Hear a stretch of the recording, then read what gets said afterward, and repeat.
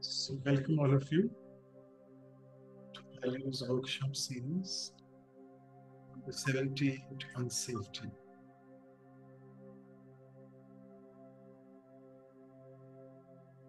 As always, before we begin, let's take a moment to reflect on this value of safety. It is a value which usually we don't think of very often.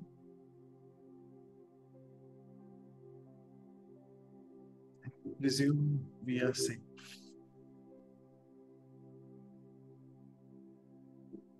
So, as always, from today's workshop, let's explore the spiritual aspects of this value.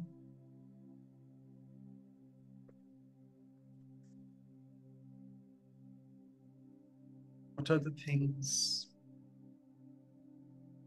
who are the people in my life who make me feel safe? What are the circumstances in my life which make me feel unsafe?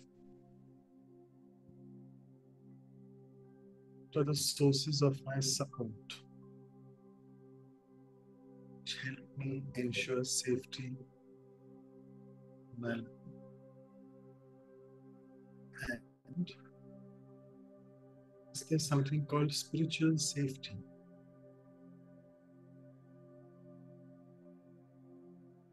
So let us try to explore all these aspects from today's workshop.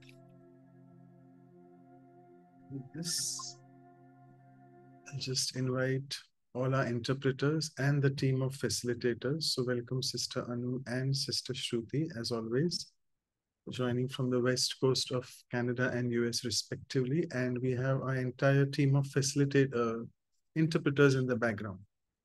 So let's begin. We have quite a few. Okay, so let's go on through these, which we have covered so far. And we have quite a few people. So let's see this video. A little bit childish, I must say, but it can give us a big message, and see what insights you can gain from this video related to safety. So let me just play it out for you.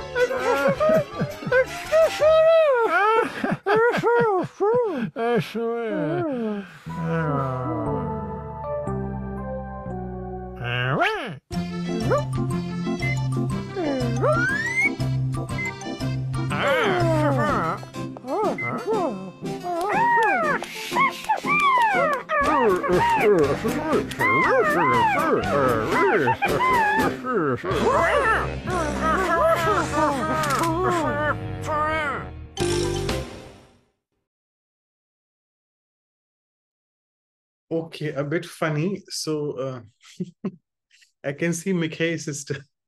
Her laugh is not stopping. Okay, so if I can. So what insights did you gain related to safety? And you can feel free to share your other experiences as well. There are quite a few things in that video.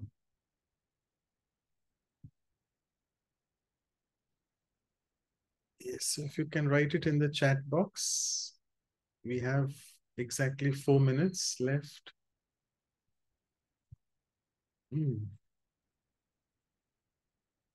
Right. Right. So someone is saying probably people have not understood. They didn't see the video from the beginning or what? Because we don't have time to play the video again. Sorry for that. So it's okay. If you all want to write something in the chat box for the people, I think there are 41 now. There were 40 before when we started. So now they can put in the chat. Sorry, it was disabled. Okay, so many people. So chats are coming in now. Okay. Oh, brother. Brother Manuel is saying safety is a funny thing. Okay. And how is it funny? If you want to elucidate. There was something else in the end. Someone took someone's credit. Okay. Right. So even Samriddhi is saying she didn't understand. Okay, that's fine. Okay, wait. There are many messages coming. Okay, a solution was only possible after cooperation and the manager listening, but also creating a solution by showing empathy. Yeah, so the manager here, I mean, you mean to say not the manager whom that lady was instructing, it was his peer, the one who the laborer's immediate manager. I think he was empathetic and he had a solution. Yeah. Thank you, Manuel. By its creativity, you said. Okay. Yes, we have 3 more minutes. It's not a boring thing. With creativity, things are.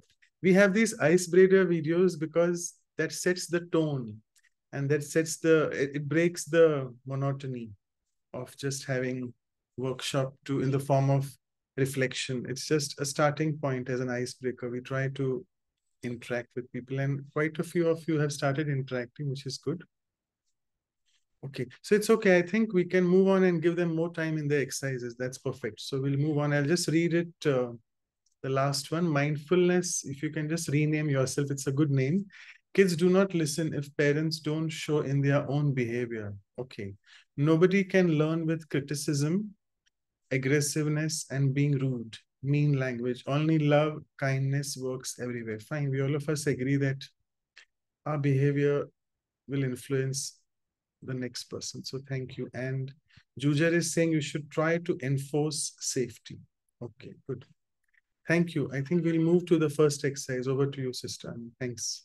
Thank you, Manoj brother. Yeah, we need to see it maybe again. So when you will all receive it later, you can watch. It's really funny the way it's shown and everything, but it has deeper insight, definitely. So safety is something we all want in life. And well, it's always demanded, and we get to that. And definitely at the end, somebody took another's credit. So that's completely different subject, I would say. So for the safety, let's start with our first exercise. As we always do, it's always about um, reflecting in ourselves about the value that exists in our lives. So today, for safety or support, let's look at the sources of safety or support that are there around us, with us in our lives. We'll start with that. So the reflection question is, recall on an instance from your life where you felt safe despite the situation outside being unsafe. So you may be in the midst of many type of upheaval, but you are grounded, you feel safe. There may be many situations like that in our life. So let's think of such a situation, and let's reflect on uh, how did you, like, what was that that made you feel safe. And for this, there is a nice you know, I thought it's quite revealing, but it talks about the safety that we feel from within, and it's always there. And it could be that for some, but I think as we reflect on our situation, let's check what is that physically or anything that was present there that made you safe. So when you reflect on the instance, reflect on your sources of safety or support, the physical, emotional, or spiritual, that made you stay stable. And even if outside it was unsafe, you felt safe. It is clear. So let's take a minute. So recall an instance and think about like what was that made you feel safe. Okay. Music, thank you.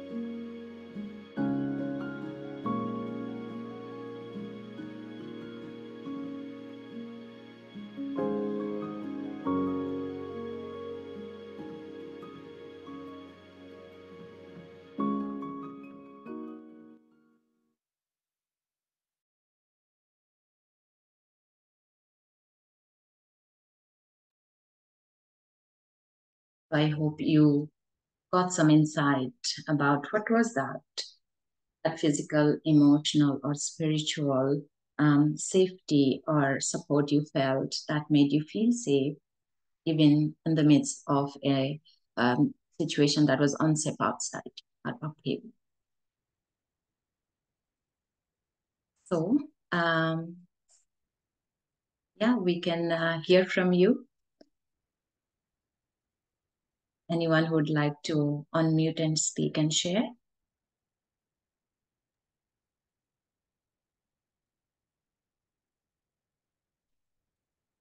There's a few things on the chart. So Marina, sister says, who's recording French, that when we stay under the God's canopy, we are safe and we develop this space inside of us. God, God's canopy, support. This. Dr. Manoj Brother says, physical, my father, always available as a support. Mental, my mother, always and there. And spiritual, the supreme being. So it's good to know physically, emotionally, or mentally someone or other who are around us or our safety. That's very important until we develop that sense of spiritual safety that is not physically there, but sometimes the physical presence of people that gives us safety. That's what we can share. And Golden says, if you know the source of unsafety, position, and also know the how to deal with, you feel yourself in safe. So if you know the source of what would be the unsafe thing that would come towards you, and you know how to deal with, you feel safe. Knowing the inner knowing, as well as knowing how to deal with the situation. Sanem says, one feels safe when understood. That's beautiful, yeah. So when you know that other person has understood you, what you are sharing or telling, then you feel safe. Hereof, only the treasures and light inside need to be reflected or paid attention to, and not the weaknesses. Somebody, when sees the strength in you, not highlighting your weakness or putting you down, you feel safe. That could be in the relationships. And Samriddhi says, Baba saved me in every situation. So, Baba, God, the Father, the Supreme Soul always being there is the safety. Jayanti says, physical planning ahead can help. So, knowing and planning ahead.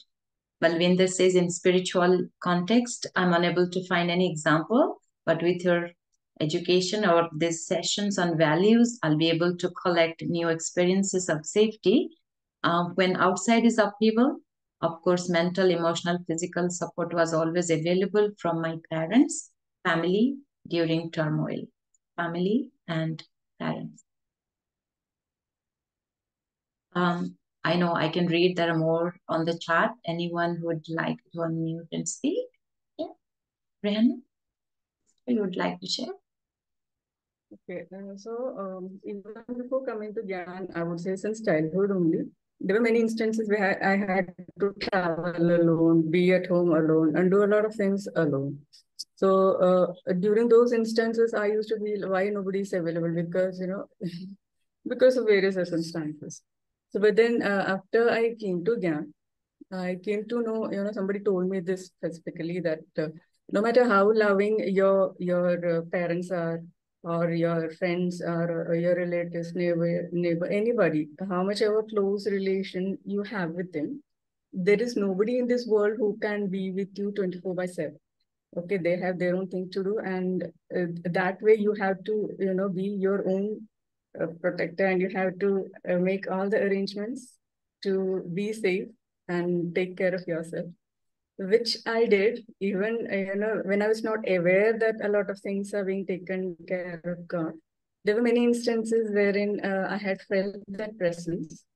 Okay, I would say there was an instance wherein all our colleagues, during a flooding situation in Mumbai, I would say, there was a flood situation, and everybody had to stay in the office. And it was, I would say, it was the most enjoyable time because all of them were having fun, and apart from work related discussion and any such situation, I never found that I was stranded or left alone because I could always feel the presence of God. And that was really beautiful that when you grew spiritually and you could realize how God or presence of divine was always there before, and now it's consciously you feel the presence of the Supreme Soul, and that's the safe.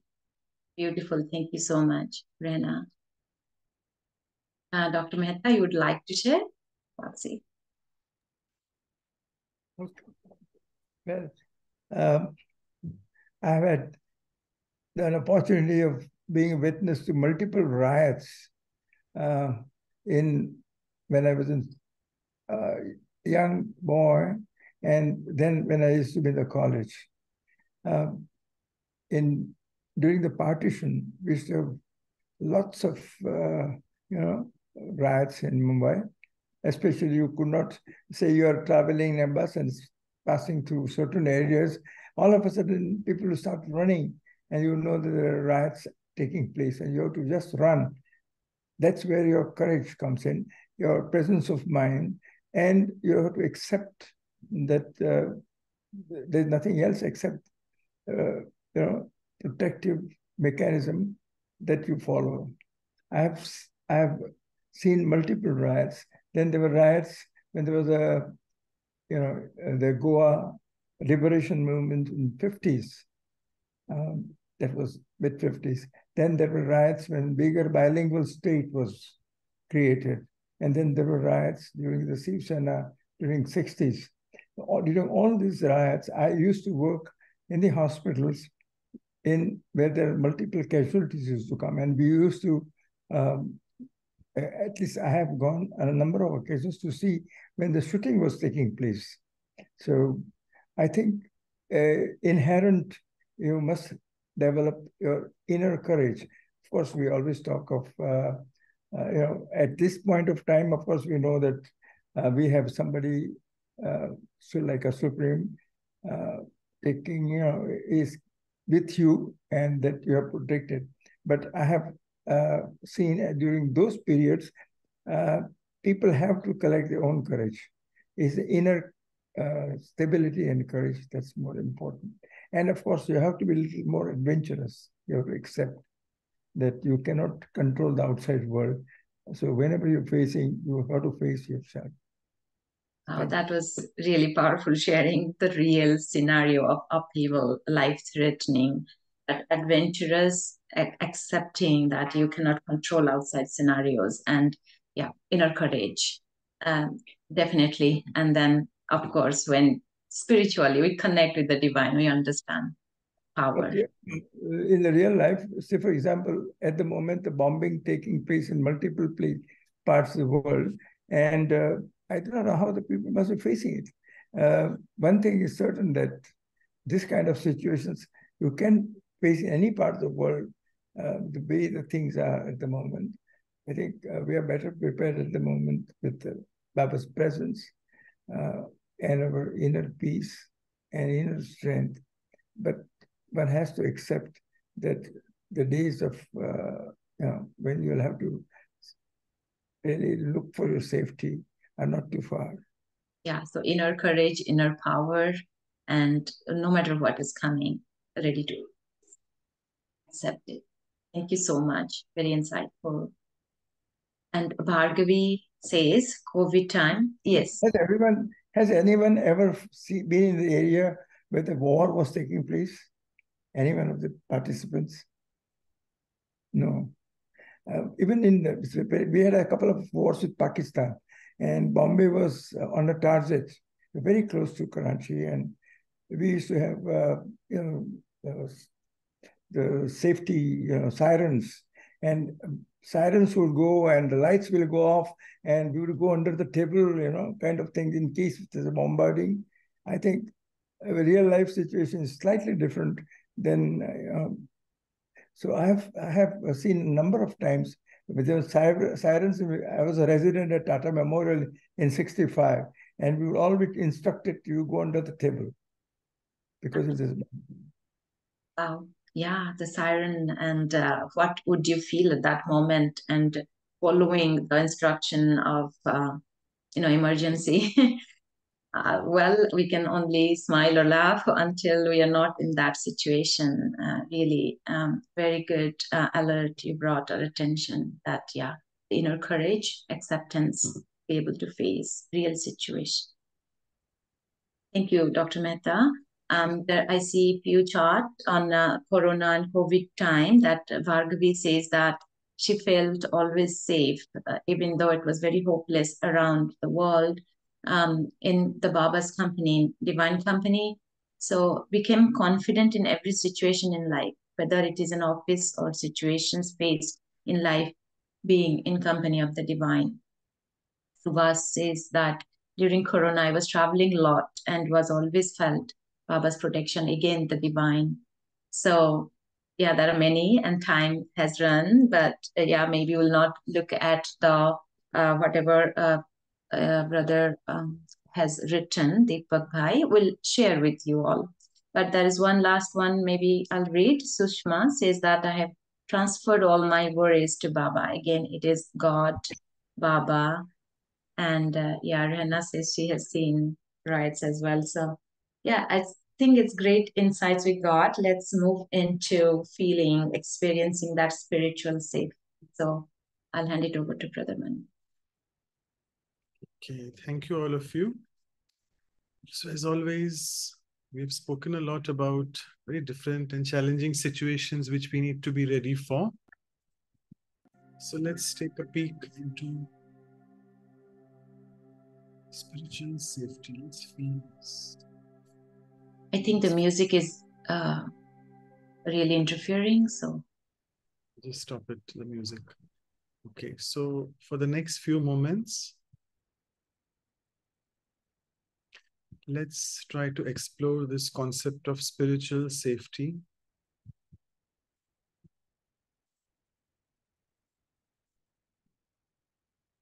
If I consider myself to be this eternal energy that I am,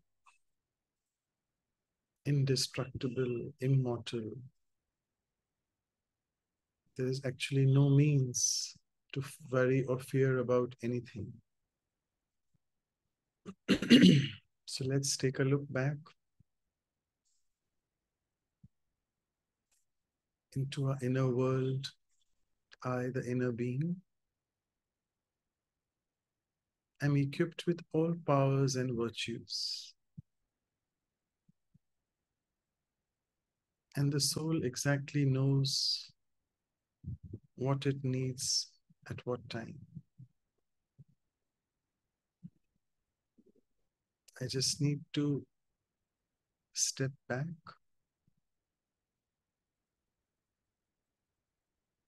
pause for a moment in any tough situation,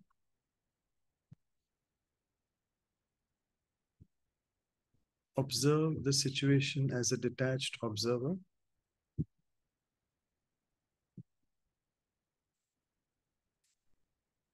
and I usually will get a solution to that. If I am situated in this awareness of the inner being that I am, the immortal soul energy that I am,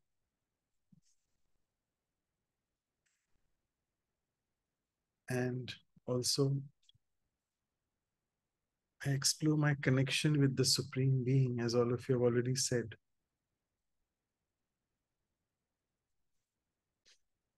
That Supreme Being is the ocean, the storehouse, the source of all virtues and powers. In the moment I consciously connect with that Supreme Source for everything,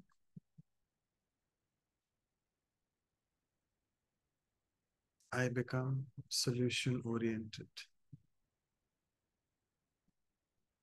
My focus shifts from problem orientation to solution orientation. And as all of you have already said,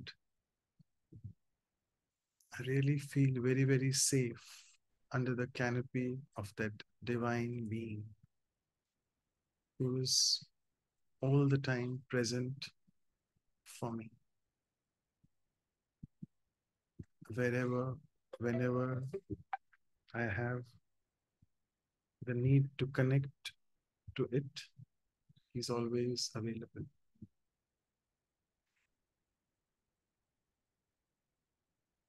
And with this, let's prepare our ground for the next action planning activity.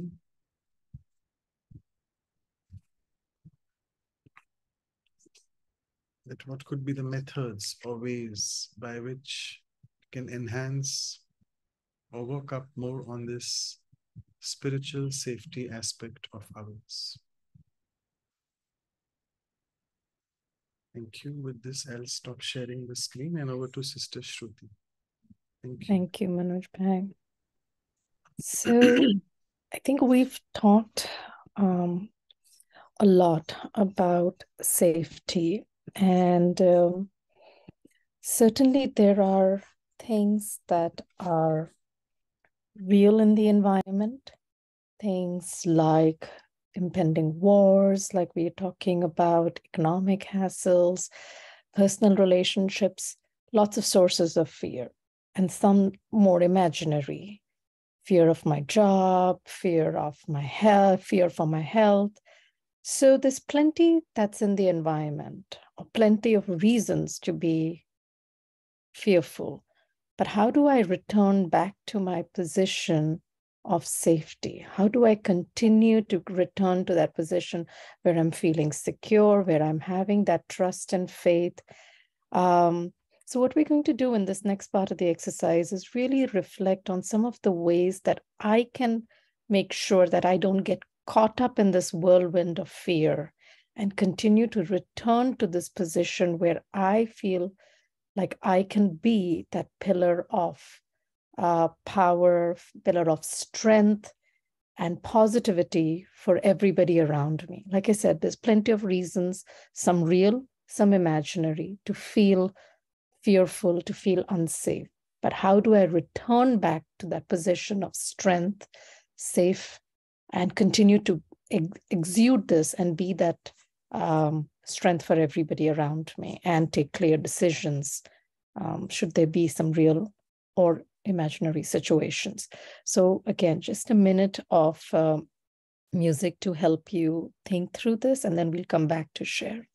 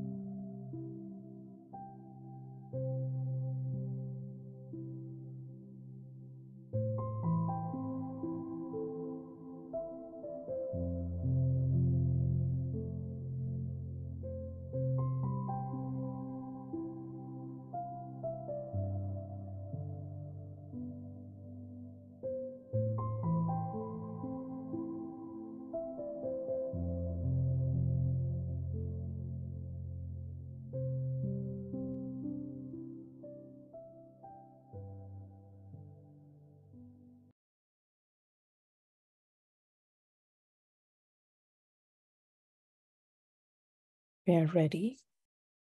You can come back. So what are some of your thoughts, some of your personal ways to return to that position of feeling safe and not getting caught up in external whirlwinds or whirlwinds of the mind?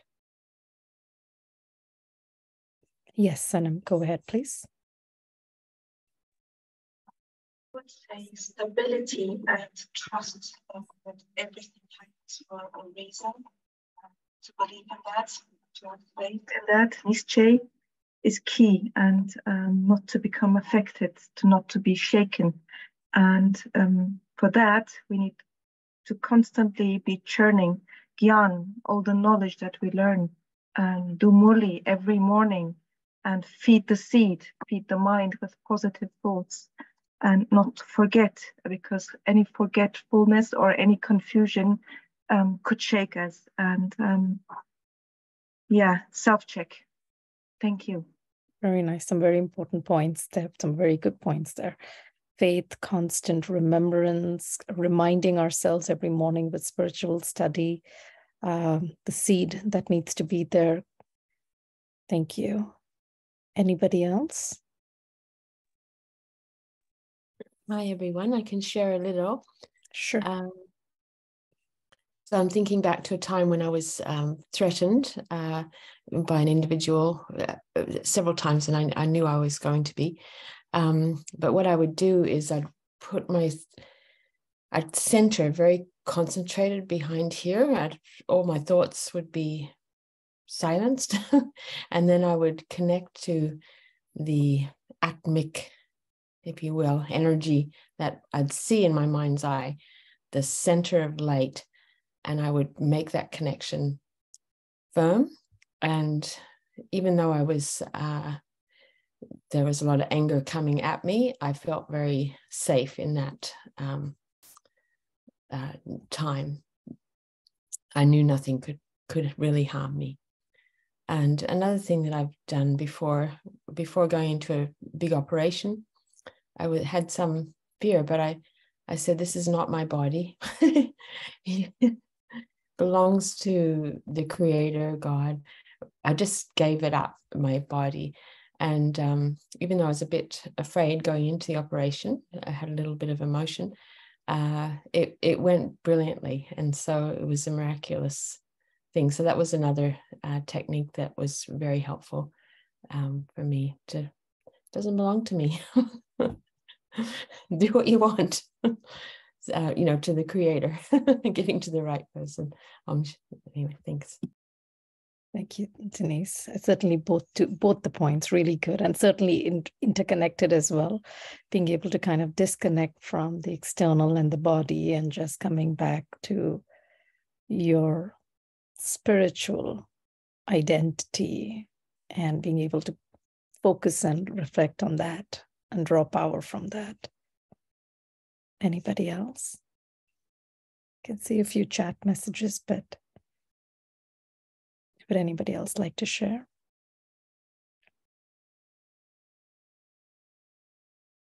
Rena, I can't make out. Is that your hand raised? Or, yeah, please go ahead. Yeah. Okay, so we have had this, I'm sure everyone has had this experience that when we work towards creating a better life or a better consciousness even for others, whenever you are doing others' job, okay, God will take care of your job. He takes over and he settles everything, because when you are, only trying to get your things sorted, it's like you are only being beneficial to yourself. Okay, Swa Kalyankari only. So when you are working towards helping others, it has. I mean, I have experienced that my work is being taken over. A lot of things, I came to know later that it has been taken over after it has been taken over. So that is one thing. If you constantly working for towards helping others, that's one thing. That's with a lot of respect and regard based on the godly versions. Then you'll feel safety. Another point is when you practice soul consciousness, okay, that you are this shining star and not this body. Baba has said that there will come a time when people will only be able to see a light and not your physical form.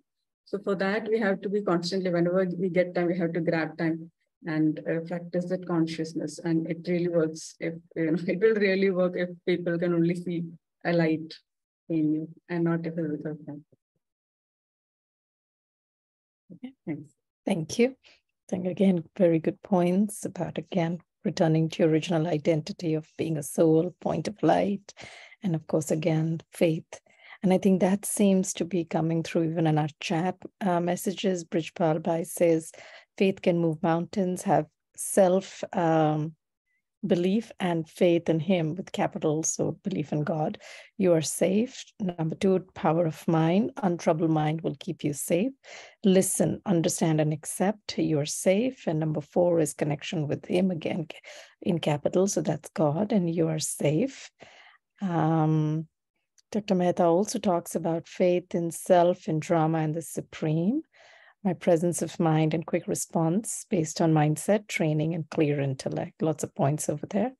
And before I go to the next message, yes, Balwinder, Sister Balwinder, would you like to go ahead? Yes, Om Shanti Ji, and good morning, everyone. Shanti, good morning. My biggest fear was fear of death. My death, my loved one. But you told me I never die. So what's the fear? There's no more fear. So as soon as I understood, I called medical college and I donated my body. And then my kids asked me, Mom, when you die, how we will celebrate your funeral? I said, funeral of what? Right? So no more fear. So I am celebrating my life each second with you. Thank you. That is beautiful, Sister Balwinder, because this is where it comes down to those imaginary fears that we build for ourselves, whether it's death or so many other things. And when you understand and there's wisdom, the fear goes away and you are automatically in a position of safety. That's beautiful, sister. Thank you. Would anybody else like to share?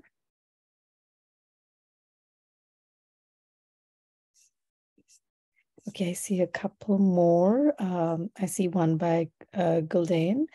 She says, we have to have enough faith to solve the difficult situations we face, and then we will be safe. Pavan says, each and every second, Almighty Baba, God, helping me, and I am only Karan Karavanhar, or only the instrument, and Baba is I'm the Karanhar, and Baba is the Karan Karavanhar. So I'm the instrument, and God is the one who's really driving everything through me. Thank you. I see a few more from Deepak Bhai. He says, inculcating the value of time management in my life and paying attention to value of time, of self, God and others, and being safe. Yes, time management is also very critical in managing this. And we also have a chat message from Balvinder. Sister says, by constantly spinning the discus of self, reminders of who I am, who do I belong to, what do I have to do? I am immortal, so why fear? I, the soul, will stay seated in elevated stage of self-respect. I am master, almighty authority, and I can handle any upcoming storm. That's an affirmation with daily Murli or daily spiritual study, churning about it, plus yoga, self-check constantly. So again, lots of points there, almost a lifestyle. Dr. Mehta says it's also courage and adventurous nature in times of unrest in Mumbai during riots. And again, I'll pause here before I read more. Anybody else would like to share? Okay, so I think there's just one more. Manoj Bhai says, inculcating the value of patience in my life in every instance will give me the much needed pause, which otherwise isn't there because I feel I'm always fast in my thinking. Okay, and just one final before I hand it to Deepak Bhai for sharing. Clean and clear and positive intellect enables us to catch the signal from Baba, God, and use the correct power at the correct time. So just being able to drive some divine inspiration. Thank you very much, Deepak Bhai. We have 2 minutes if you would like to share your slide, the summary slide.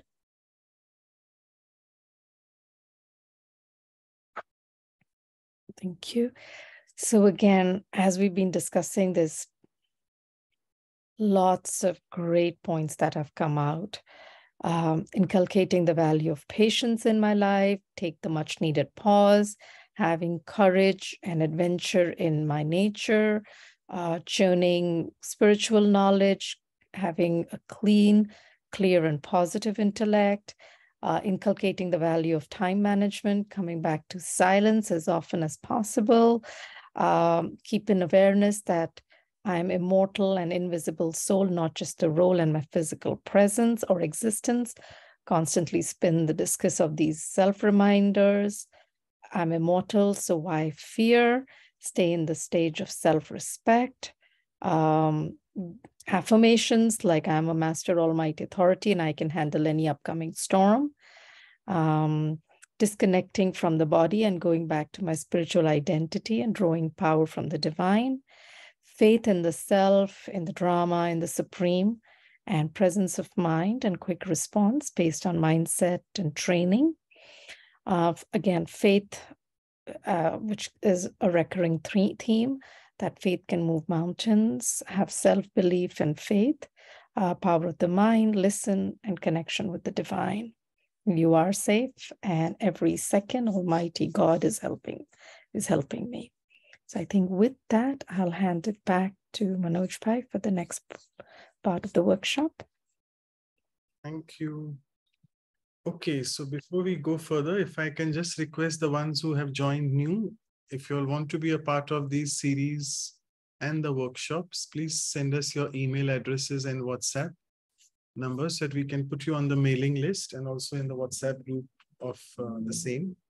And we always strive to get a feedback from all of you, whether in what way we could improvise on the workshop. So please feel free to share your comments and feedback. And there's one feedback which I received, which I honestly want to share with all of y'all.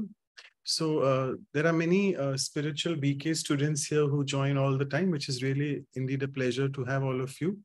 But sometimes we feel that a few other participants have mentioned that sometimes you all speak some words which we really don't understand. And we tend to call it the BK jargon, the Brahma Kumari's jargon, like Trikal Darshi and spinning the discus and all such things. So I would just request very gently and humbly that if we can avoid using such words, Baba, now I think they are used to the words Baba, but I think we would just try to keep it more neutral and a bit more non-BK language, which will help, because sometimes they get put off and it's like they get carried away with that, and then they don't understand things. So I think let us try to be more open for other spiritual practices as well, which people are following. So just a gentle request for that. We'll try to avoid using a lot of BK jargon. Thank you. So let's move on to what Sister Maureen had to say in safety. Yes, so Sister Maureen, we adore her a lot because she's one of our Vihasa authors. So she has always beautiful things to say about all these values. And I initially, as I said, I was very skeptical about this value. Is really safety a value? But it's really a big value. She's mentioned very affirmatively that safety is possible when there isn't fear, but there is love.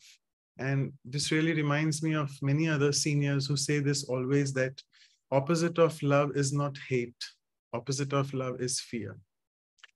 She said that when someone approaches you with anger, but if you are staying in a very calm and loving loving demeanor or behavior, anger will die down. That's what she said.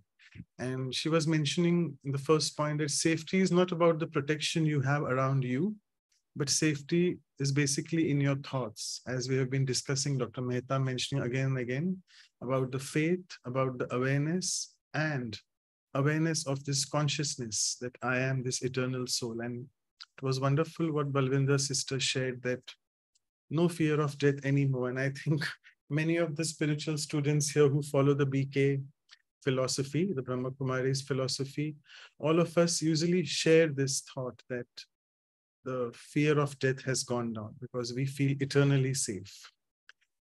Speaking of violence, which Sister Maureen also covered, is the first violence which we do to ourselves is to suppress our own inner goodness. We would think about violence through hands, physical violence, but if I'm suppressing my inner virtues, the goodness, that is violence. We're speaking a lot about war and inflation and many other things happening in the world outside. So she also mentioned that the root of war is again a lack of love for self and others. Why am I impinging on anyone else's geopolitical boundary? Because I don't love them in one way. So she spoke a lot about fear in this context.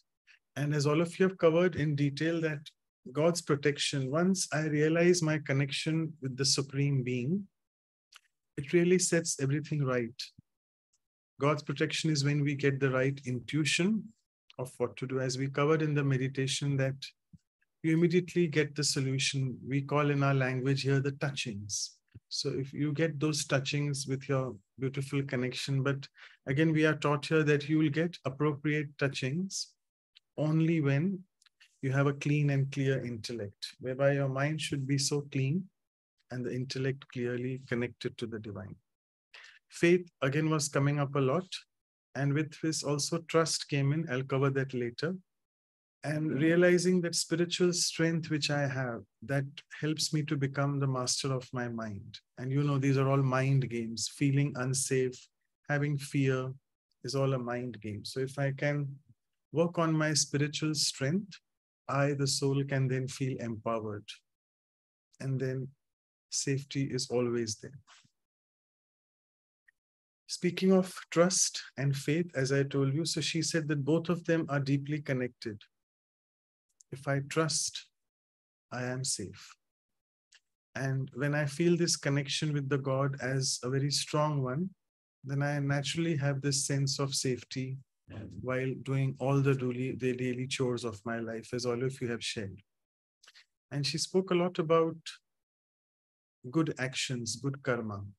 So if I am having a lot of pure wishes and good feelings, and I'm performing good actions, I really don't need to worry about my safety. As Sister Anna was also saying that, I remember that if I do God's work, God will definitely do my work. Even I can share that because I am usually every alternate weekends, I am out for some seva.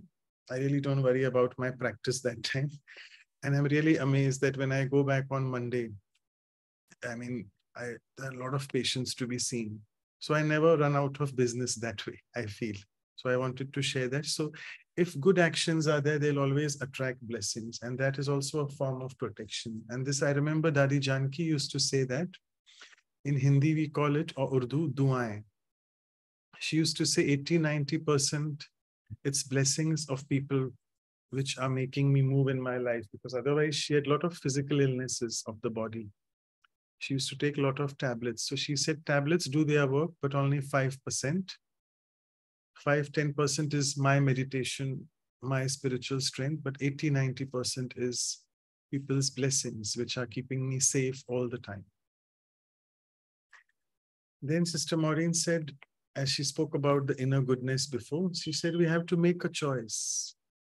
And thinking right is a choice, because if I'm thinking untoward, every thought is an echo. And whatever we think, we know that's the law of attraction. If I'm fearful in every situation, I'm really attracting more unsafeness and more fear.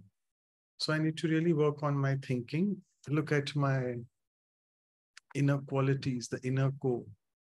I have to consciously create beautiful thoughts, safe, positive thoughts, as all of you have already mentioned in the action planning. And only then those echo and resonate, and then they become a part of my being. And we all of us agree that's the benefit of doing regular spiritual practice, which helps you in inculcating this habit of trying to think right all the time. So let's make proper choices to pick up the inner goodness which I have. Every morning you can do that, so that the entire day will flow in the right way. We'll take question times, not to all of you, the questions which were taken with Sister Maureen. What is it that I can do for my spiritual safety? So she said, I heard it somewhere. I also said that ABC, always be careful. And this careful, again, has a big meaning to it. Taking care of my mind is the most important thing which I feel. We have covered carefreeness as a topic, as a workshop as well. And I think it was Sister Jayanti who had done the episode, the talk for us. So we'll see if we can cover sometime carefulness. But I think safety, carefulness are quite interrelated. Then she also mentioned that keep the environment in order externally, because inner reflects outer and outer reflects inner. So looking at your room, the tidiness, the way things are in your house, all that also matters. Eating right, doing good exercise. And also she said, don't react, not rushing. I remember I always keep rushing in my mind. So I have to really stop doing that, inculcate patience, which I had shared. So not rushing. Rushing means you'll always get a reaction immediately. So calm down, hold on, pause. And that's what all our seniors in the organization used to follow. Like whenever we used to ask any question to any of them, they never used to immediately give you an answer. Practice a moment of silence, go inside, connect to the Supreme, go inwards, upwards, and then outwards, and then come with a solution. And also beware of what you feed your mind. So I think these are a few things which will help us in enhancing our spiritual safety. Next question was, is there a difference between faith and trust? She said, depends on how you're using it. I quite didn't understand what it was, but the next line which she said made me feel a bit more perplexed. She said this line that I have faith in God, but I may not trust God if I have the fear that he won't take care of me. So you all can keep churning on the differences between trust and faith. The next question was, something came up about anger, I think. And the question everyone asks, how do I take care of my anger? Despite practicing spirituality for a long time, I still get upset at every small thing, which I shouldn't be. And this was in the context of, I think, someone speaking a lie. So if I feel I'm very truthful as a person, but I get upset on that lie of that other person, that's also not right, because that shows I'm weak. So have compassion for the other person and take care of yourself. That will give you strength, and also it will help them to become strong. Also, she said, if I become angry, this is the point when I'm allowing the other person to manipulate me. It's a very big revelation, because anger means a very poor state of mind, a very fearful state, and a very weak mind. And weak can be manipulated, strong can't be. So if I'm tolerant, many people feel tolerance is not a virtue, but if you're tolerant, you are very strong inside, rather than if you're angry, you're weak all the time. So let's not give the other person a chance to manipulate. And the most precious thing, she said, is your dignity. Do not give it away by getting angry. There was a question about what is this instrument consciousness, which is every now and then being spoken about in the BK teachings. So she said it is very simple to understand. It's just the opposite of ego consciousness, whereby I do service, but not with the intent or with the thought that I am doing it. I am just an instrument. I am being used by the Supreme. And she also went on to mention that an instrument has to be fine-tuned, and the one who plays it will then definitely play beautiful music. So we have to fine-tune ourselves in our connection, and this way we can develop the consciousness more. And body consciousness cuts me off from being an instrument. That's the ego consciousness. It helps. It is of no help. It is opposite of instrument consciousness.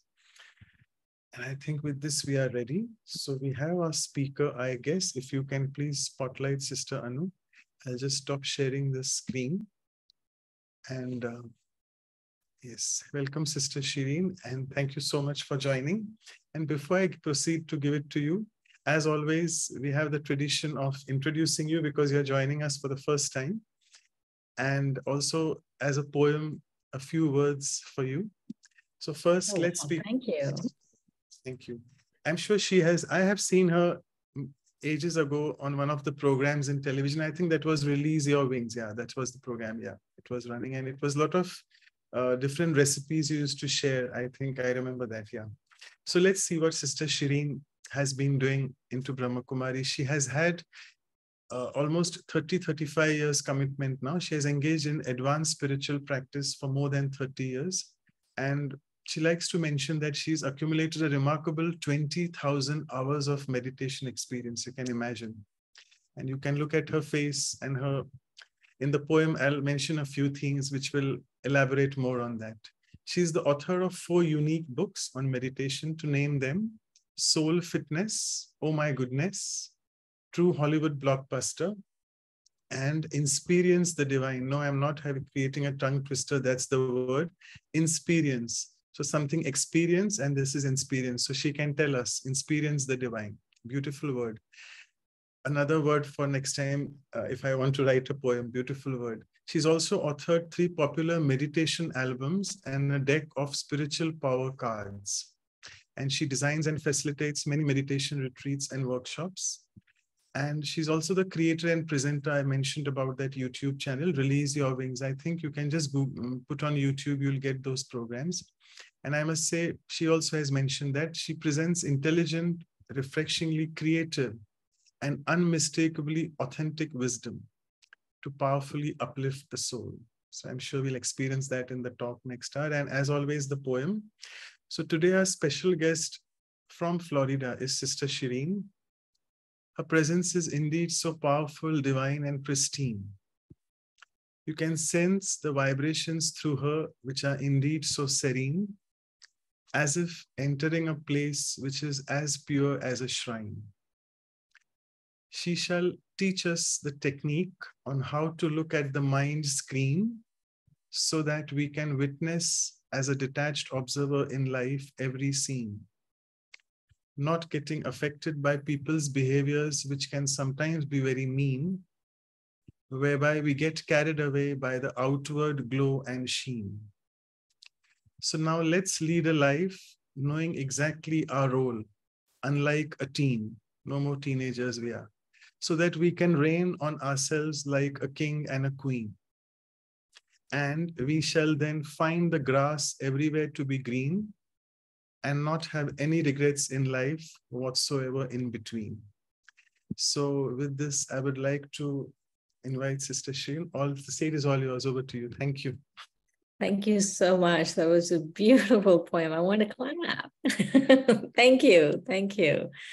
Thank you. It's wonderful to be here with all of you. I'm going to put you in gallery mode. Give me a second there. I can see all of you.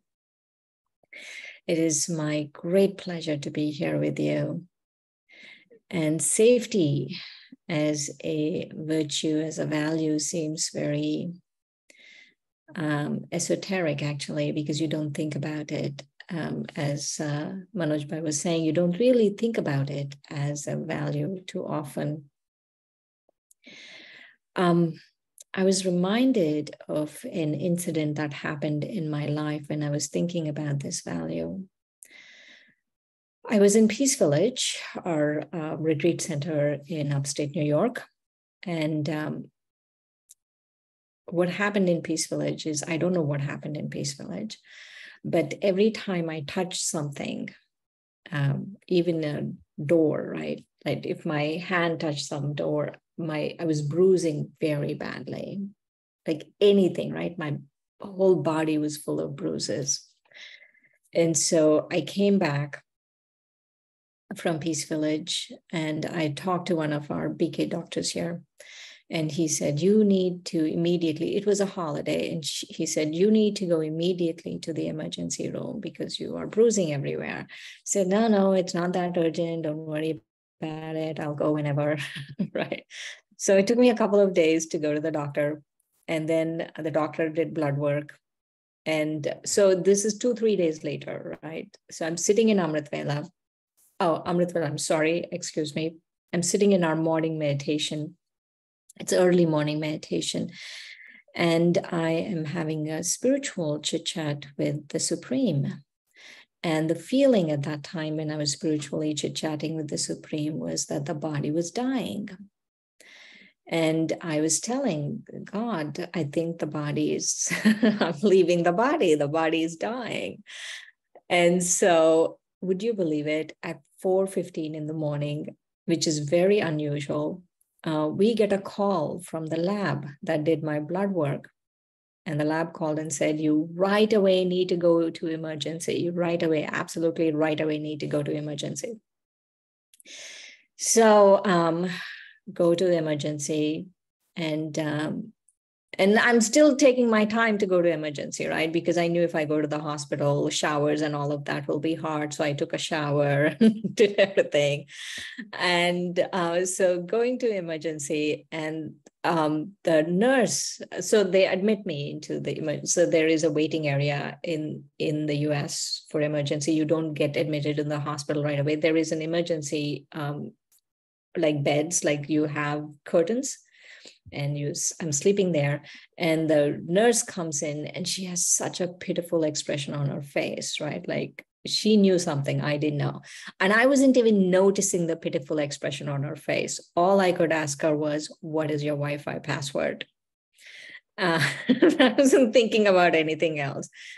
Anyway, finally, they admitted me into, they said the hematologist, because it was early in the morning, they had to finally get the hematologist, and the hematologist came and said she needs to be admitted into the hospital right away.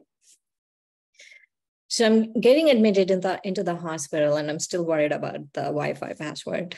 So what happened was, finally admitted into the hospital, and the hematologist came and spoke to me, and I understood the gravity of the situation. that the gravity of the situation was that my organs were failing. And if they don't do something like urgently, then the body is not going to survive. And so the hematologist came and said, oh, we need to pump you with steroids and we need to give you all of these other medicines. And so I said, oh, I don't believe in drugs. And he was so serious. He said, you want to live or you want to? So he said, these are medicines. These are not drugs. You want to live or you want this? Which one? Pick a choice, make a choice, because you need to make a choice right away. We don't have time for you to, give me a lecture on drugs. And so anyway, so we decided like, okay, I will go with the steroids and everything. So they had to, so the immune system was failing. We don't know what happened. It was idiopathic. Idiopathic means they didn't, I'm sure Manojbhai will tell you, the immune system was failing and they didn't know what was going on with it. And so they had to pump the body with steroids. And in that, so I was in the hospital for a long time at that point. And what happened was the way I went into the hospital, the way I was feeling spiritually and how I was feeling was so elevated. And then the body got pumped with steroids, and you realize how much what you put into the body really affects the soul. Because then the stage or the feeling of being elevated, being in a good consciousness was coming down because of the steroids that were just like heavy duty steroids that were pumping the body with. And so in that state, though, this is what happened. And this is where I'm going with this story. In that state of the body being pumped with steroids, and it's at night, I'm alone in the room. So before there were all of the brothers and sisters coming and going, but this is at night and I'm alone in the room. And in that state, I slipped into what I call the spiritual world. And so we are so aware of just the physical world, right? We are aware of the computer in front of us. We are aware of the phone. We are aware of water, and we are aware of everything physical in front of us. But what I noticed at that time, that was my first realization and my first entry, is what I noticed at that time is that there is a spiritual world in front of us. So everything you see with your eyes is the physical world. And then there is a spiritual world. And the spiritual world you cannot see. You have to understand. You have to experience. You have to intuitively feel its presence. For example, we say we are souls, that we are souls, we are spiritual beings in this human body, right? But you can only see the human body. You cannot see the spiritual being. And so how come so many millions of people across the world feel that they are souls? Even though they cannot see it, because they can experience it, they can understand it, they can intuitively feel the presence of themselves as spiritual beings and not physical beings. And so the soul is an example that there is something spiritual. And so there is a spiritual world. And if you really think about it, there are actually only two kinds of things in the world. There are only two kinds of things in the world. There's spiritual things and physical things. So physical things are things that exist temporarily, and they're given a name because of their temporary existence. For example, let's say this computer. So this computer was put together, all of the hardware of a computer was put together, all of the screen, the keyboard, everything was put together. And because it was put together in a certain form, in a certain physical form, we say computer. And let's take wood, right? Let's take the table, the desk is a wooden desk. And so because this wood was once in the form of a tree and you called it a tree, and then you made it into a desk and now you call it a desk. So depending on the form, physical things have a name. And you bring things together and you put it together and you give it a name and you say computer, you say desk, you say, phone, you say cup, whatever. And so because they're physical, pieces are put together and they're given a name. But you can't say that about spiritual things. Spiritual things cannot be put together. They're whole, always whole. You can't say you bring love together, peace together, safety together, respect together, and say, oh, put it together and say soul. No, soul is always whole. Soul is always eternal. Soul is always imperishable. Soul is always immortal. Soul is always whole. So that is the difference between the physical world and the physical things and spiritual things. So for example, this body, right? This body has a year, it was born, it was put together, it didn't exist before 50 years, it was put together, and it was put together in all this shape and form, and naturally occurring, of course, in the womb. And it was given the name Shireen. It was given the name body, right? The body, female, Indian, whatever. All of that is happening. And so, but the soul in the body, or the soul that drives the body, is totally separate. It is not given a name because of the shape it's in, because of the country it's born in, because of the gender it's born in. It's not like that. And so we have to understand this very crucial difference between physical and spiritual. This is very important for safety. I'm getting to the safety point in a minute, but this crucial distinction needs to be established, that there are physical things in the world and they have very temporary existence, because the body has a temporary existence. After a few decades, this body is going to be no more. After a few decades, this computer is going to be no more, because they're physical things. They have a lifespan. But the spiritual soul, there are very few actually spiritual things in the world. Soul is one of them. So soul doesn't have a lifespan. It's eternal. There is no lifespan.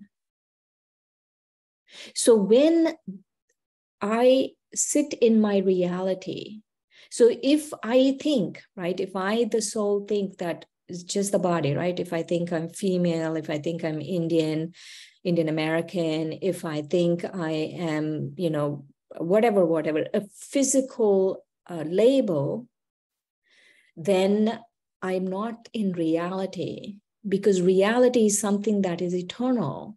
Reality is something that is beyond temporary. So that is not reality, because after a few decades, this is not going to be reality. So if the soul sits in the reality of it being a soul, then it comes into the spiritual world. And like I said, there are very few things in the spiritual world. There's the soul, there's the supreme soul. There's the interaction between souls, which we call karma. That's also spiritual. And then there is a eternal cosmic play going on. That is also spiritual, because it is eternal. And so anything which is eternal is spiritual. So it's actually can be used interchangeably. Eternal, imperishable, soul, truth, all of those are interchangeable. Spiritual, all of those are interchangeable. So let's go back into the spiritual world. So like I said, so I was lying in the hospital bed and I got transported into this spiritual world. And in this spiritual world, I could see what was happening in the spiritual world. So in the spiritual world, what I was noticing laying on the hospital bed was that our founder, Brahma Baba, and our senior, we used to call her Mama, they were at the foot of my bed, giving me drishti. And so in the physical world, that's not visible, but I could slip into the spiritual world and I could feel their drishti. I could see them in front of me. And when I was seeing, okay, so when the hematologist came and said, take steroids, we pump you with steroids or you die, which you pick which one. And so I took the steroids and I was feeling very, like what is going to happen? There was this feeling, right, of what is going to happen. But when I was aware of the drishti, when I was aware of the spiritual world and I was aware of the drishti, an immediate stillness came over the soul and there was such a feeling of safety. Such a feeling of safety that nothing is going to happen to the soul. Whatever happens to the body is just temporary. And I wasn't even identifying with the body. I wasn't even thinking, there wasn't that consciousness, oh, the body is temporary and this is happening. No, there was just this feeling that I am safe.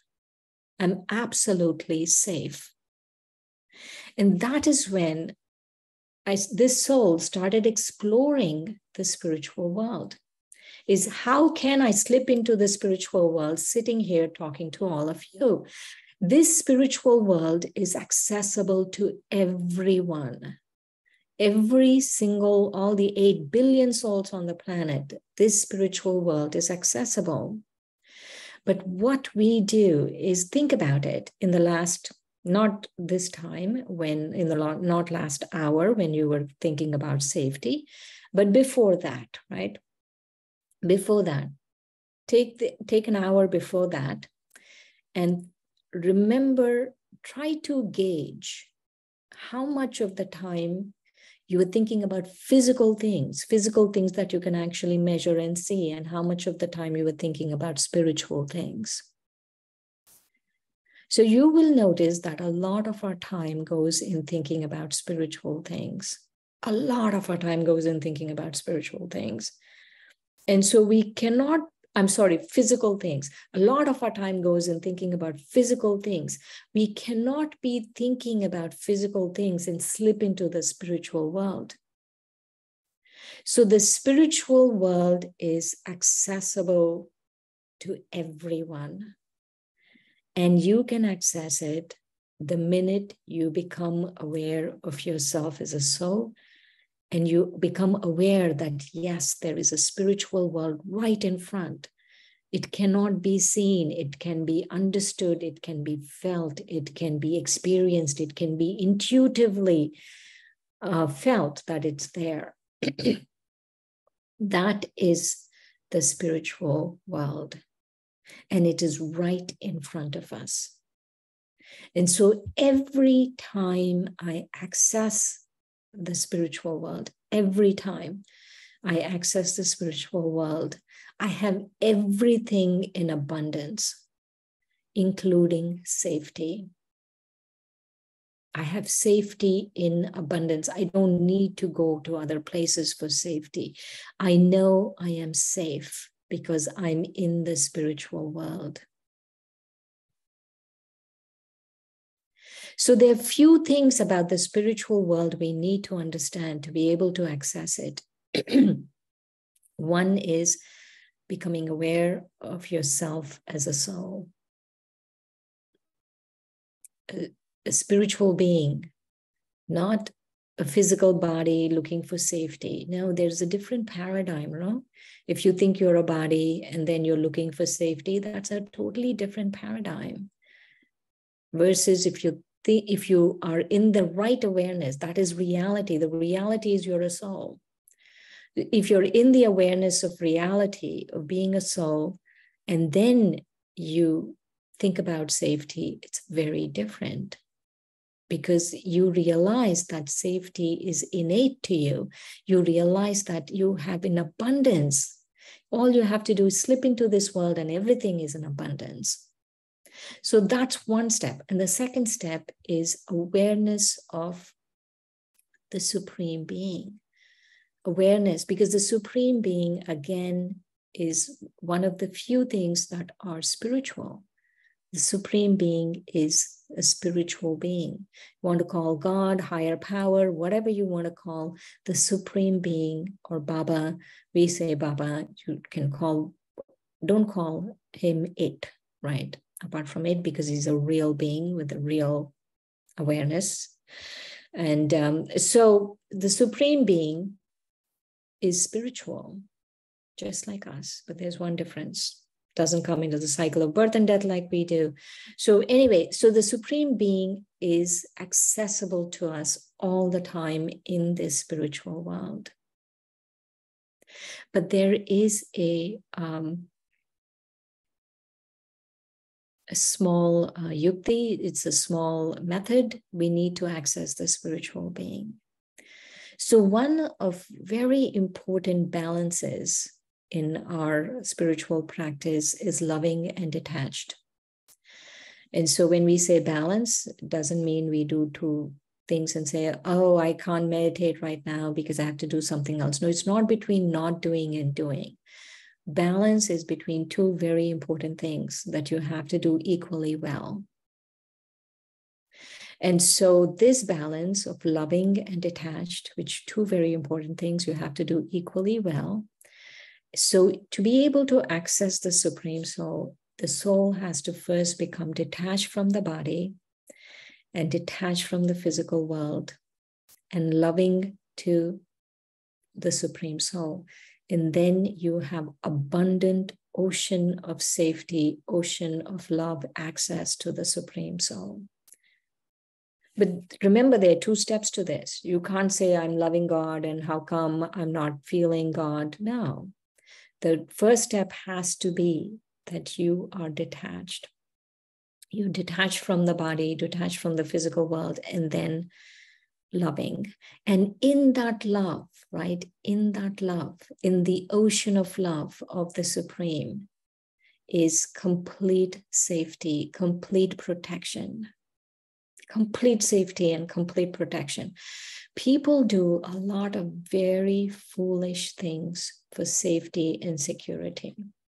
A lot of very foolish decisions are made, whether in relationships, whether with money, whether with, physical things. A lot of foolish decisions are made because they want to feel safe and secure. And those foolish decisions, there's a tight grip, right? There's a tight grip on the physical body. There's a tight grip on the old world. And when that tight grip is there, then the soul is not able to think clearly. And even though our aim is safety and security, we are not getting that because of that tight grip on the physical body. The soul is gripping the body very tightly. The soul is gripping the old world very tightly. The soul is not going into the spiritual world. And so because we are not going into the spiritual world and we are hanging on to this physical world a lot, then there's a tight grip on it. Then we make a lot of foolish decisions. It's counterintuitive. Safety and security actually are very counterintuitive. How you get safety and security, safety is very counterintuitive. You think if you, put 10 alarms in your house and, put this much in your bank account and do this and this and this, then you will be safe. Actually, that's not true. Because easily people, statistics on crime that so many people, even with alarm systems, got, robbed. And, so many people, even with so much this and this and this in the bank, became bankrupt. Because the soul was not clear on making decisions, because there was too tight a grip on the body and the physical world. And so to really be safe, we have to loosen this grip on the body, the labels of the body.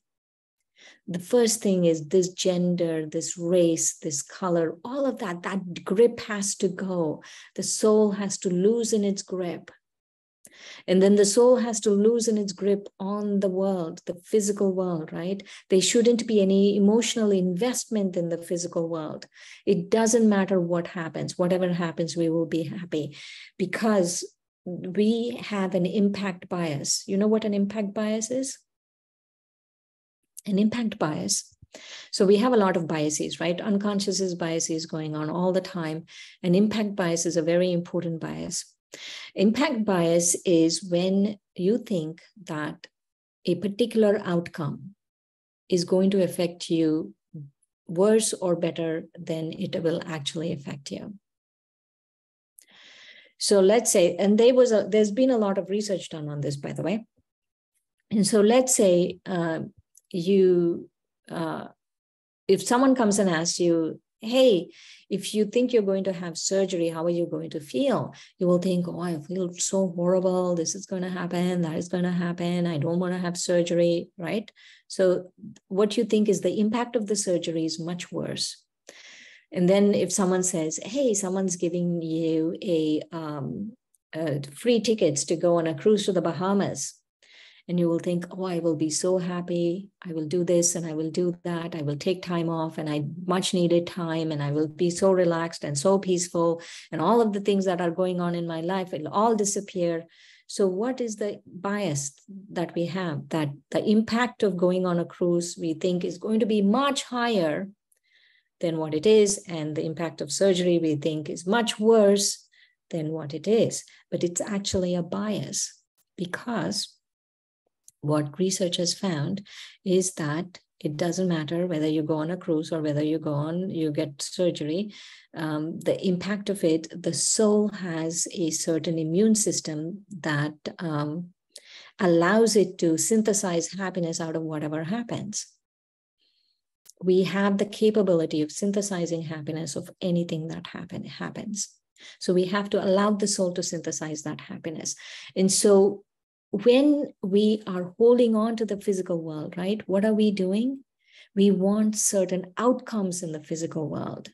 And the reason why we want some outcomes in the physical world is we have an impact bias. We think that particular outcome is going to give us happiness. But no, it's not. Because whatever happens, you, the soul, are powerful. You're a powerful being. You, the soul, are so powerful that you have the capacity to synthesize happiness of whatever happens. It doesn't matter what's happening, you have the capacity. So to really feel safe, you have to release this tight grip on the outcomes in the physical world. You have to let go. You have to be detached from the physical world. That is what detachment means, is you're not expecting different outcomes. You're not, your whole emotional investment is not on the outcomes of the physical world. So that is a very important aspect of safety, is to lose this grip on the physical world and keep going into the spiritual world. Keep becoming aware of yourselves as souls, remembering the Supreme Soul, and keep going into the spiritual world. And the next aspect of this, of safety, is this idea that having all of these, alarm systems, whatever, right? Physical things, like I know people who, carry a gun. It's the big gun country, right? The US, because they feel safe. And so they do all of these things to feel safe. I want to tell you a story. So Dadi Janki, our head, used to be our head. She became Avyakt. She became an angel in 2020 March. And Dadi Janki went to Brazil and was doing a public program in Brazil. And the public program was for people of, I think, the law enforcement. And Dadi was asked this question, so what will you do if you get mugged? Because Dadi was giving her usual, very mystical class, right? Dadi was very mystical. You asked her a question, it took you a while to understand the answer. Anyway, she was very mystical, and she gave this, so she was giving this very mystical class, and they were really loving it. And then this brother asked, this law enforcement brother asked, so what will you do if you get mugged? And Dadi, with so much conviction, so much nischay, said, I will not get mugged. And everyone could feel it, that Dadi will never get mugged. Because she is vibrating on a very high level. And that is the secret of this time. This is the third thing I wanted to mention, which is spiritual, that there's a time. We are in a transformative time. And in this transformative time, everything you do gets multiplied back to you. Everything good you do, it gets multiplied back to you 1,000-fold. So every transformation that happens gets multiplied back to you. And there is a protection. There is God's protection, not only God's protection, the cosmic play's protection, that time is protecting you. Because the more you vibrate on a higher frequency, the more people you are providing solace and safety to. Right? Like, let's say Dadi Gulzar, who used to be one of our heads, Dadi Janki, Dadi Gulzar, you saw them. So, what was that soul's name? I forgot his name, Power versus Force. He wrote this book. But anyway, there was this American gentleman who wrote this book, and he talked about these consciousness vibrations, right? He spoke about consciousness vibrations. I have his book there. I will tell you in a minute what his name was. Anyway, he talks about consciousness vibrations. He says the highest vibrational consciousness is 1,000, right? So let's say you're angry and upset and bitter and stressed. What is your vibration? You're vibrating somewhere between a 2 and 300. If you are angry and stressed and upset and all of that, that is what you're vibrating at. And let's say you're thinking about higher things, like even intellectual things, your work and all of these things. What are you vibrating at? You're vibrating between 300 and 400. Right? And then 400 and 500, again, it's a higher level. Let's say you're thinking about values, virtues, all of that, values, right? You're thinking you're vibrating at 400 to 500. And above 500 is you're just love and you're really connected with the Supreme Soul, all of those things, right? Above 500. And Dadi Janki, Dadi Gulzar, all these souls would have been vibrating above 900. That's their vibration. It was not above 900. So what happens is the more you go up, right? The more you go up in your vibration, what doesn't serve you will automatically go away. What doesn't serve the soul will automatically go away. That is the design of this cosmic play. The design of the cosmic play is to protect these souls that are beginning to vibrate at higher levels. And so whatever is not serving you will go away, but many times we want to hold on to it, right? Because we are attached to it. So we want to hold on to it, we are attached to it. And we think that whatever was my vibration 2 years ago is the same. No, every time you make spiritual progress, you're vibrating. And the reason Dadi Janki was able to say with so much nischay, so much conviction, I will not be mugged, is because she knew her vibration was protecting a lot of souls. And she knew that the cosmic play will protect her at all costs. because that is what, it's reciprocity. The cosmic play works on the principles of reciprocity. You provide safety, you will be safe. You vibrate at that level, provide safety to all these souls, you will be safe. Because at that level, right, above 900 level, you're really protecting millions, billions of souls. Just by your vibration, you are protecting these souls. And so,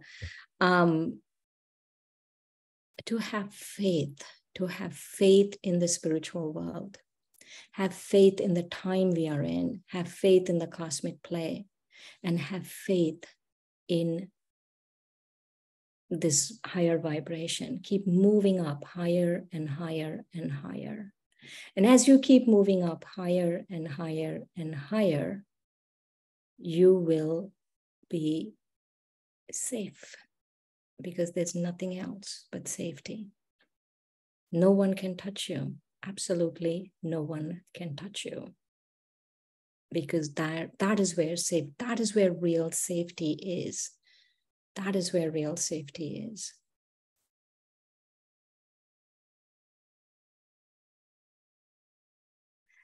One last thing. I'm looking at time. I do have a little bit more time. I want to also give a chance if anyone has any questions.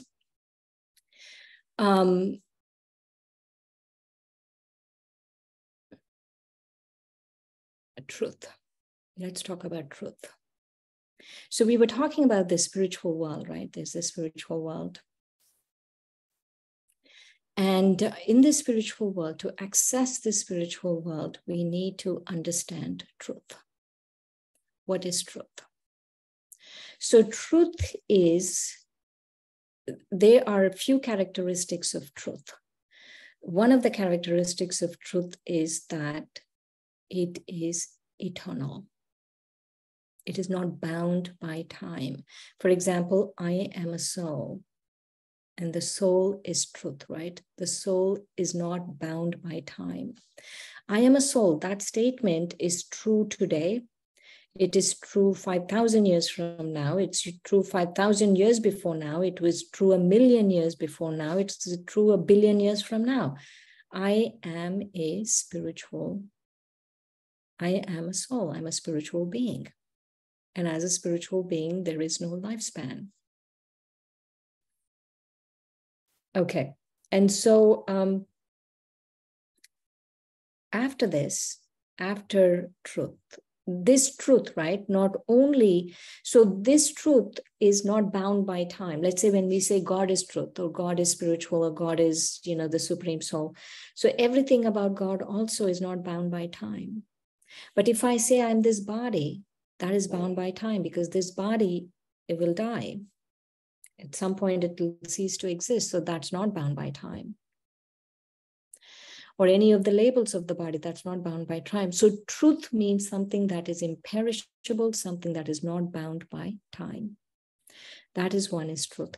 The second aspect of truth is it is the same for all human beings.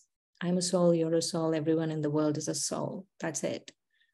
Right? It is the same for all human beings. I can't say, let's say I'm an Indian female, right? I'm an Indian American female. That is not true for everyone. I can't say that for all of you. For all of you, it's different. So that is not truth.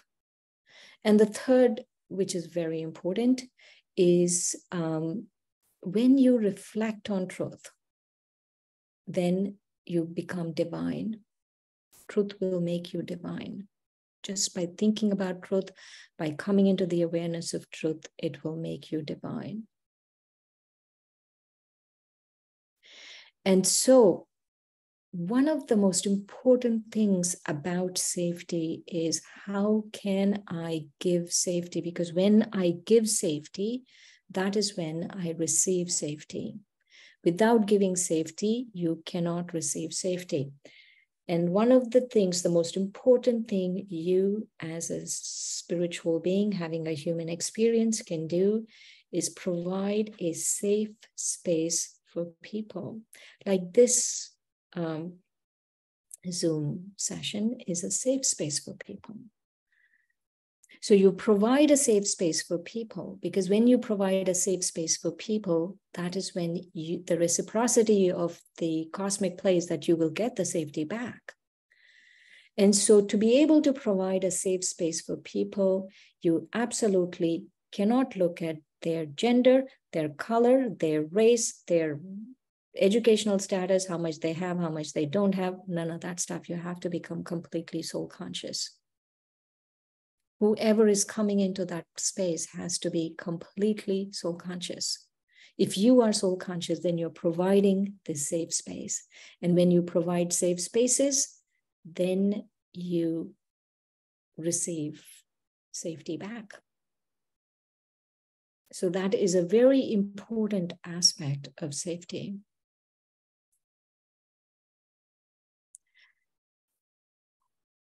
Okay, after all said and done, right?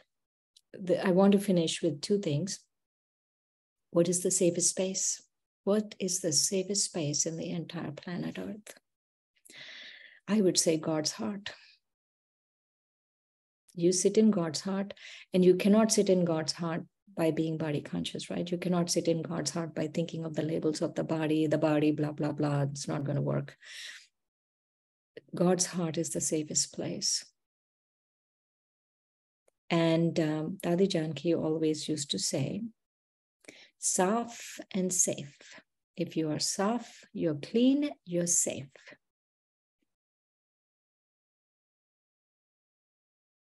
Shanti.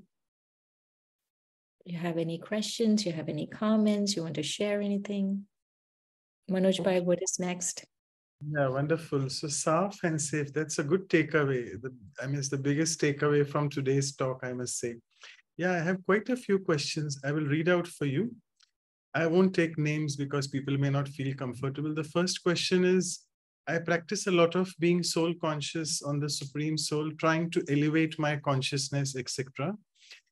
I'll read it out as it is written because I feel it's quite elaborate, but we need to know what the context is.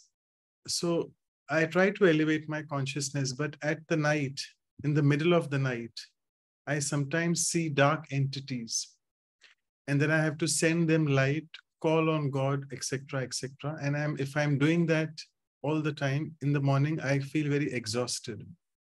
So can you explain or try to tell me why, if I'm practicing meditation regularly and sending light to the world, why should I experience this, that when I go to rest, even when I write to God before bed, so on and so forth, why am I experiencing this? Because she's saying, sorry, it's too massive, the question. The spirit world is not just angels. It's also astral, something astral, where there are dark entities as well. So do you want to elaborate on this aspect of the question, what she's asking?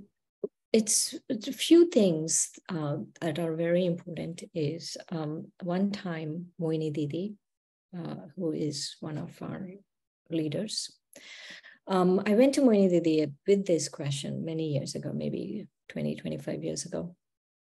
And that what if you see all of these disembodied spirits, right? And she said, don't pay attention, don't give attention, don't think about them.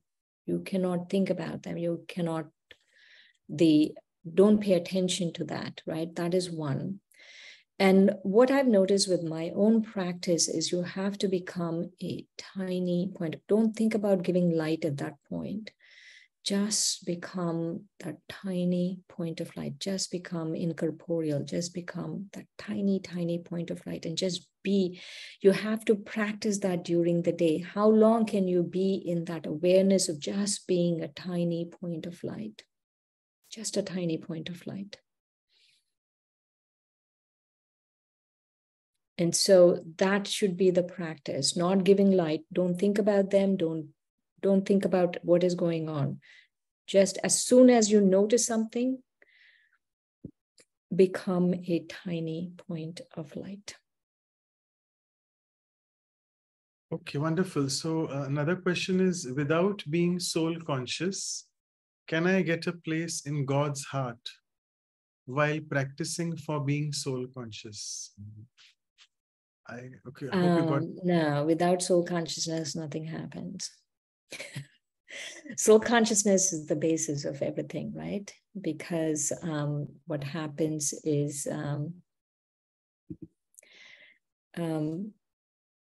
I was just reading a Fetzer Institute study just a few days ago. Guess how much percentage of the people in the US believe in God? About 80%.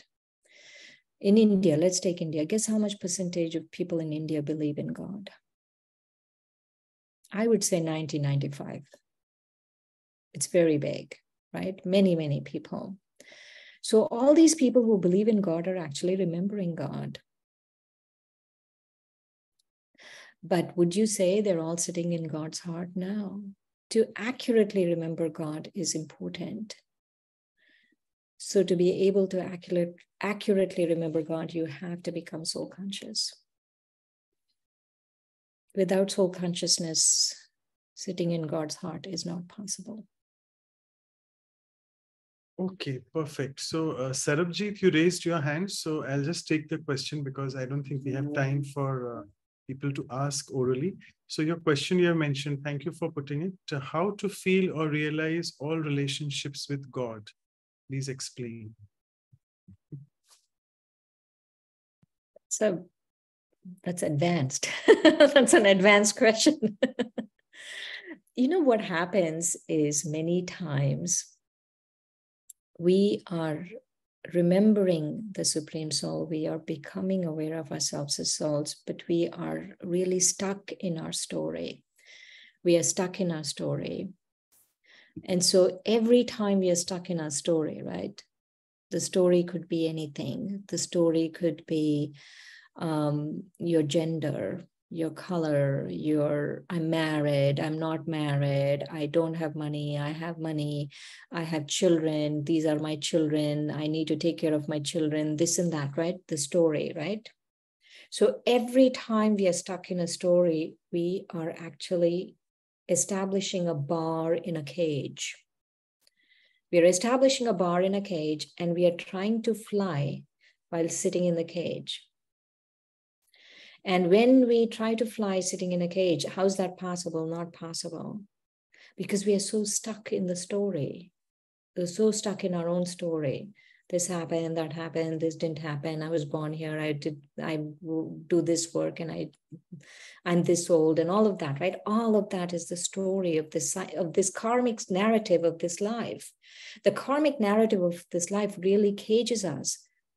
And so to really have divine experiences, we have to Om Shanti, the story. No story. Only child of God. That's the only story should be in your head. I am a soul, I'm a child of God, and that's it. Nothing else. People wake you up in the middle of the night. Who are you? Soul, child of God. And then you will see divine experiences. You will have beautiful experiences. Yes, thank you. So no storytelling time. It's spiritual. Spiritual time is not storytelling. Just be in the point and experience the point. Fantastic. So I think we have to put an end to the questions here. And I would request now our seniors. We have with us Dr. Ashok Mehta and Sister Claudia. So both of you to propose the vote of thanks. Over to both of you. Shireen, man, you are fascinating. Fascinating is a very mild word. You have said something which is fundamental, that break all the bandhans, all the ties which you have around, physical and mental and everything. I think you just be a spiritual being and remain in that state as long as you can. And even in today's Murli, Baba says that he himself was finding it difficult. He used to forget, if you remember today's Murli. Yes, yes. I think you have expounded it from your personal experience. You seem to be a very close being an angel. You are an angel. Thank you. Thank you for the blessing. I enjoyed your talk, every minute of it. because it was not only a story, it was just an experience you have shared, a deep experience. And I was curious to know about your bruising. I thought that you were talking at one point of acute leukemia. That was, the way. Yeah, they thought it was leukemia, but it wasn't. It was idiopathic. They couldn't find what it was. They couldn't find what it was. I was in the hospital for many days. And then after the drishti from Mama Baba, everything went away. I mean, pretty soon I left the hospital. It was fine. As a matter of fact, we are going to have a conference with Tata Memorial Hospital staff on February 11 on science and spirituality. I wish a person like you come and just narrate them, but you narrated us just now. People go into, of course, you have to be a little spiritual to understand spirituality. It's fascinating. But surprisingly, I've never met you before. Never have I not even heard your name. I don't know. Because I've been around for more than 30 years. Yes, more than 30 years. Just the other day, I was thinking I have 900,000 soulmates. So 900,000 soulmates. All of you are my soulmates. So even though I haven't met you before, I feel I know you. Well, that may be, but I was in Florida also, and more than once. I don't know how. Come back. All of you are invited to come to Florida. Part of Florida are you? Which part of Florida are you in? Tampa, Florida. Anyway, such a pleasure listening to you, watching you very closely on a Zoom. You're only a few inches away, a few less than a feet away. Thank you very much.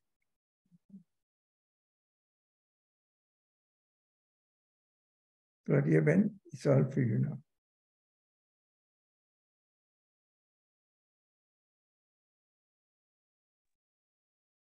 Oh, Shanti, it was so nice to hear from you, Shireen. And I remember the time when we are in this village together, and also when we listened to you talking in this class. So, but actually, I quite like lots of everything you talk. But one thing that I did not know, and I always talk like when I see someone in a negativity talk or whatever, or doing something negative, I always say, I don't want to be the same level, I want to be another level. But another thought, that was security. That you taught me today something is quite very important, that when we are not on that lower level, is our safety too. So I thought it was only safety for I don't get my level down, but no, it's safety in everything, because when you come close to Baba and also come close to the Supreme Being, so we are in the safety. So it was quite nice to see in another level, what another way of see what means to make sure that our level is high, not low level. And so make sure that our actions and words and whatever we talk and do is in a higher level. And it's like Daddy said, nothing is going to happen to me because she's always in a high level. So I quite like to hear that, beside everything you spoke about truth and faith and everything. But when it came to those vibrations, because I always talk about vibrations, but I never thought those vibrations also is of be a safety and security for us. So thank you very much for being with us today. It was a pleasure to have you with us. Thank you. Thank you. So, thank you, all of you. And before we move on to into the meditative experience on safety with Sister Shireen, let me just do the announcements. So within 12 hours from now, you're all invited. These are silence retreats. They are based on Brahma Kumari's teachings, Brahma Kumari's philosophy. So it is just happening in next 12 hours, India time 9 to 11 a.m. and West Coast 7:30 to 9:30. And moving on our journey further, the next episode will be on reverence, episode 79. We call it Shraddha in Hindi. We have with us a very senior Raj Yogi, Sister Denise, joining from France. And following that, we'll have the workshop again with another new Raj Yogi speaker, again from US, Manhattan, Sister Rona. That will be the week following after that, 16 December. So we will be sending you the invitations and the emails as well. And this is our elusive calendar of December. Thanks to Sister Kosha for sharing it with us. And please feel free to contact us on our email addresses and the websites. They are mentioned in front of you. And also, if you want to browse any of the previous workshops, we have done 78 now. It's like, we don't know, it's like 3 years we have done them. And looking back, when I also click and look at, like, it's like seems new all the time. And the episodes by the senior Rajogis, that's the link, omshanti.tk, and the workshops, that's the link. So I'll just stop sharing the screen, and I would request Sister Anu to please take the photograph, the digital online photograph. If all of you can just switch on your video cameras, please, it will be Surely, we don't want to miss it. And somebody posted the chart. It was a mind-blowing class. So it was a mind-blowing class. Thank you so much, Sister Shireen, for really taking us so deep into the realization and feelings. We are all feeling safe, free from all the fear, right? So let's see the shine, the smile. Taking the photo. If you want to be in the photo with Sister Shireen for this class, please switch on your video. People are still switching on, but yes, I got it. Thank you. Thank you, everyone. Wonderful. So we'll go in the meditation mode now. And do you want me to play some soft music or some commentary you will be giving, or sadrishti, whatever? Okay. A 5-minute commentary? Yeah, sure. Thanks. Okay. Very soft music. The music shouldn't be too loud. I think we'll just be silent, yeah, because it Okay. interferes.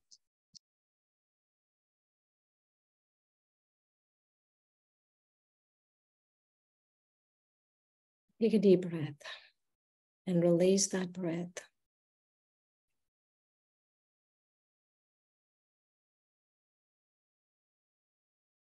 And become aware of a light behind the eyes, in between your eyebrows.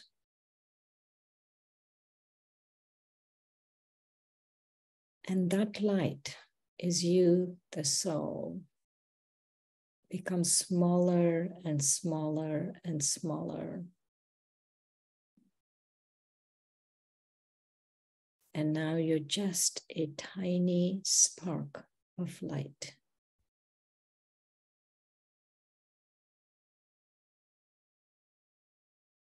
You've slipped into the spiritual world with this awareness.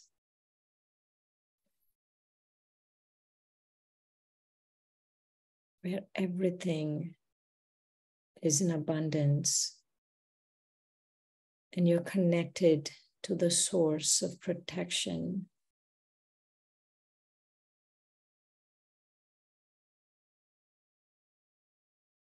The ocean of love is right in front of you, and with rays of love enveloping you, the soul,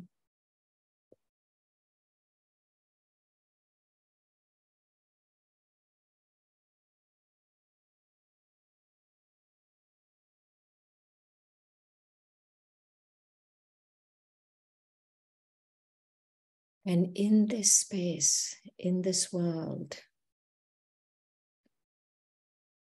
you feel so safe.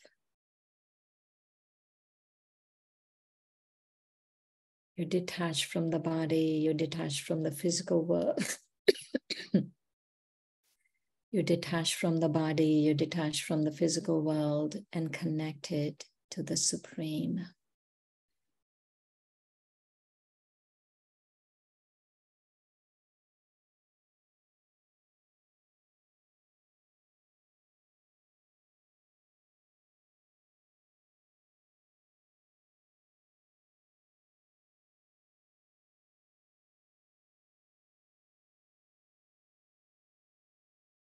And just allow yourself to feel safe and secure, even if it is for a few moments. Just bask in this comfort.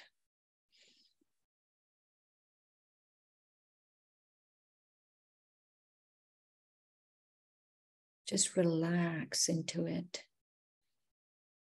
Let go of any feelings of striving and wanting to hold on to things. Just let go and relax in the presence of the ocean of love, the comforter of hearts.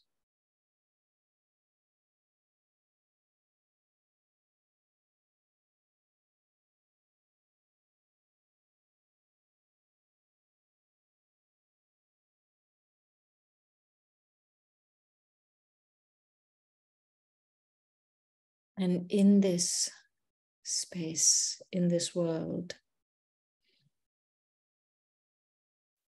you are at home, you are safe and secure. And this is your home, this is your true home. Whenever you get a moment, just come back into this space and just relax and allow the Supreme Soul to protect you and guide you.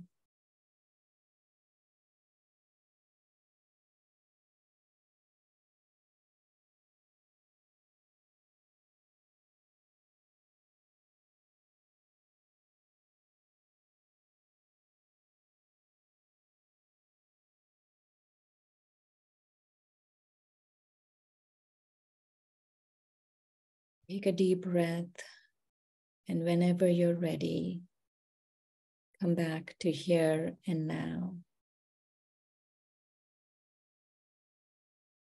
Om Shanti.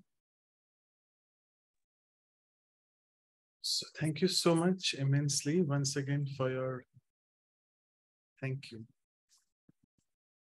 Om Shanti. Yes.